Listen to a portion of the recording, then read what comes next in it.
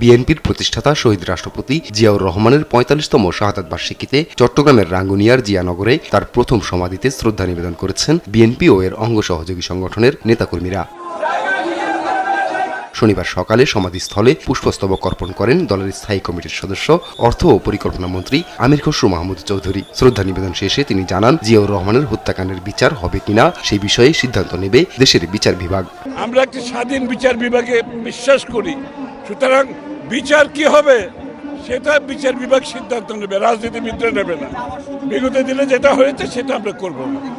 এ সময় ভূমি ও পার্বত্য বিষয়ক প্রতিমন্ত্রী ব্যারিস্টার মীর মোহাম্মদ হেলাল উদ্দিন বলেন, জিয়াউর রহমান হত্যা মামলা সহ সব হত্যাকাণ্ডের বিচার দেশের প্রচলিত আইন অনুযায়ী হবে। নেতারা বলেন, জিয়ার আদর্শে এগিয়ে যাবে দেশ। তারেক রহমান সাহেবের নেতৃত্বে এই দল জিয়াউর রহমান সাহেবের আদর্শ ধরে রেখেই রাজনীতি করবে। শুধু জিয়া রহমান সাহেব নয়, যতগুলো হত্যাকাণ্ড ঘটিত হয়েছে প্রত্যেকটিরই সুষ্ঠু বিচার সাপেক্ষে দ্রুততম সময়ের মধ্যে বিচার হবে ইনশাআল্লাহ। জিয়াউর রহমানের স্মরণে ফেনীর দাগনভূঞা উপজেলা বিএনপি আলোচনা সভা ও দোয়া মাহফিলের আয়োজন করে। প্রধান অতিথি হিসেবে ৫,০০০ মানুষের মাঝে খাবার বিতরণ করেন পরিবেশ মন্ত্রী আব্দুল্লাহ আল মিন্টু। নোয়াখালীর সেনবাগেও মিলাদ ও দোয়া মাহফিল হয়। প্রধান অতিথি ছিলেন বিএনপির সংসদ সদস্য জয়নুল আবদিন ফারুক। দিনব্যাপী কর্মসূচি পালন করেছে বগুড়া জেলা বিএনপি। সকালে দলীয় কার্যালয়ে কালো পতাকা উত্তোলন, দলীয় পতাকা অর্ধনমিত রাখার মধ্য দিয়ে কর্মসূচির শুরু হয়। পরে জিয়াউর রহমানের প্রতিকৃতিতে পুষ্পমাল্য অর্পণ করেন জেলার নেতারা।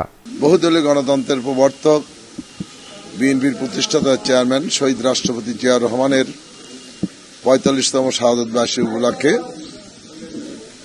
জেলা বিএনপি, শহর বিএনপি, থানা বিএনপি, অঙ্গ সহযোগী সংগঠন আমরা ৭ দিন ব্যাপী কর্মসূচি নিয়েছি।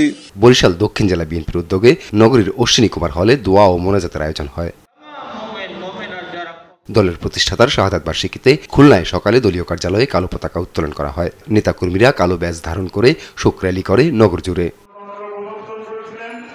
নড়াইলে দিনব্যাপী আয়োজনে ছিল জিয়াউর রহমানের আত্মার মাগফিরাত কামনায় দোয়া, মোনাজাত ও খাবার বিতরণ। আপন অপু, নিউজ ডেস্ক, দেশ টিভি।